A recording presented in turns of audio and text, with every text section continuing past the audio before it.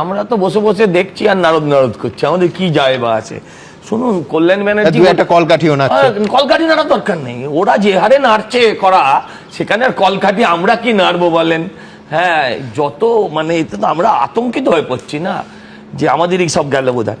তো বলছি দেখুন, কল্যাণ বন্দ্যোপাধ্যায়ের হাঁটুর বয়সী বলেছে। এখন হাঁটুর বয়সী কাকে বলেছে আমি জানি না, ওনার হাঁটু পরে জন্মেছে কিনা সেটাও আমি জানি না। হ্যাঁ, এই যে বলছে আমাকে ওর জন্য চোর চোর শুনতে হয়েছে, এখন খুব গায়ে লেগেছে। আরে তোকে তো মাতাল মাতাল বলেছিল, সেদিন গায়ে লাগেনি। মাতাল তোমায় জানতে হবে, আগামীকে মানতে হবে। হ্যাঁ, এগুলো শুনুন, সব কিছু হচ্ছে একটা রাস্তা খোঁজা, যে আমাকে একটা কিছু বলতেই হবে, ও আজ না হলে কাল সায়নী যেতে পারে, যে পেছন থেকে যাকে অভিষেক বন্দ্যোপাধ্যায় কি গুঁতো মারে না হিট করে কি একটা বলেছিল, ভালো করে শুনতে পাইনি, সে চলে যেতে পারে, ছেড়ে দেবে। আমি বলছি শুনুন, এগুলো হচ্ছে সব একটা ফিকির, রাস্তা খুঁজছে। মামলা কল্যাণ বন্দ্যোপাধ্যায় ছেড়েছে তো কি হয়েছে, আমাদের আছে। হ্যাঁ, আমাদের সেও বন্দ্যোপাধ্যায় আছে, অনির্বাণ বন্দ্যোপাধ্যায়, সেও ভালো উকিল, লড়ে যাবে, কোনো অসুবিধা নেই। আমি বলছি লাস্ট লাইন অফ, বলছিলেন আপনি কি বলছিলেন, লাইন অফ ডিফেন্স।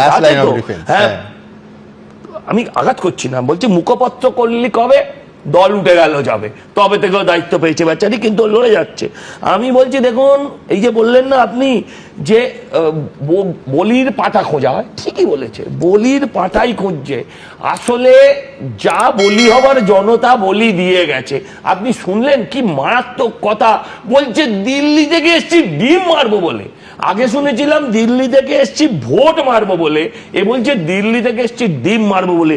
মানুষের রাগ, মানুষের যন্ত্রণা, মানুষের ক্ষোভ কোন জায়গায় গিয়ে পৌঁছায়। কিন্তু এই যে আজকে সতীলক্ষ্মী সাজার চেষ্টা করছে কল্যাণ বন্দ্যোপাধ্যায়, মোটেও আপনারা ভুলে যাবেন না, কদিন আগে ছেলের টিকিট পাওয়ার জন্য এই কিন্তু ক্যামাক্সি লেগেছিল, এরাই ক্যামাক্সি লেগেছিল। ভুলে যাবেন না, যদি আজকে অভিষেক বন্দ্যোপাধ্যায় জিততো, তাহলে বাড়ির সামনে ডালা নিয়ে আরতি করতো, একদম ঠিক। আমি বলছি তোমরাও ভুলে যেও না, আজকে যারা তোমাদের দলের দিকে লাইন দিচ্ছে বা আলাদা ব্লক করে তোমাদের ফিল আপ দিচ্ছে, তাদের অনেকেও এইভাবেই টিকিটটা পেয়েছে। একদম দাদা, আপনি নিশ্চিন্তে থাকুন, আমরা দেখে নিয়েছি যে বুলেট প্রুফের বদলে এখন ডিম প্রুফ লাগছে, এটাও পাল্টাতেও সময় লাগবে না যদি আমরা ভুল করি। অতএব আমরা এইসব দিকে তাকাচ্ছি না, তাকাচ্ছ তো বোঝা যাচ্ছে, কারণ ভূপেন্দ্র যাদবের ফ্ল্যাটে মিটিং হচ্ছে। আরে দাদা, তাকাচ্ছ তো বটেই, ওখানে যেখানে যেখানে যতটুকু প্রয়োজন আছে দেশটাকে এগিয়ে নিয়ে যাওয়ার জন্য আমাকে তো আইনগুলো পাস করাতে হবে, সেখানে একটু পাশ কাটিয়ে সাইড লাইনে রেখে দিলাম। আগামী লোকসভা নির্বাচনে টিকিট দেওয়া হবে, তাদের জোটসঙ্গী করা হবে, এমন কথা কোথাও বলা হয়নি। এখন বলেছে যে আমি ডাস্টবিন নয়। হ্যাঁ, উনি বলেছেন ডাস্টবিন নয়। আরে উনি ডাস্টবিন কি, উনি গার্বেজ যারা আসবেন তাদের কথা আমি বলতে পারবো না, কিন্তু আপনি লিখে রাখুন। আমি জ্যোতিষীও নয়, আমি 205, 208, 200 পার এসব কিছু বলিনি, কিন্তু এই কল্যাণ বন্দ্যোপাধ্যায় কাল বা পরশুর মধ্যে একটা সই পাঠালো বলে, এই জাল সই নয়, আসল সই পাঠালো বলে, আপনি সেটা অপেক্ষা করতে থাকুন। এখন বলি শুনুন, একটা সময় না পেরিয়ে গেছে দাদা, ধৃতরাষ্ট্র থেকে আর সুনয়নী হবার সম্ভাবনা নেই মমতা বন্দ্যোপাধ্যায়।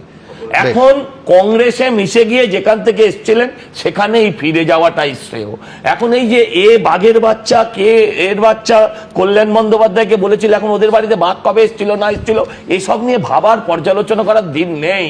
এখন দিন একটাই, মানুষ যেটা চাইছে, আকাশ ছোঁয়া প্রত্যাশা মানুষের, গত 50 বছরের হতাশা, তারা চাইছে 5 মাসে মিটিয়ে দাও।